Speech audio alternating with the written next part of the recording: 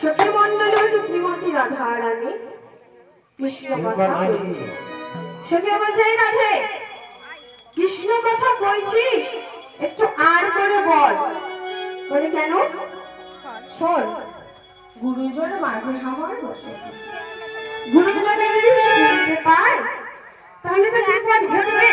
ওমা, এদিকে এত গল্প করলে চলে? বলছি, গুরুজন মাঝে আমার বসতি, ভীমে লইয়া বাস। যা বলবি একটু আর করে বলতো রায়। তো রাধাকে আর করে নিজের মনের কথা সখী মাঝে প্রকাশ করতে লাগলো।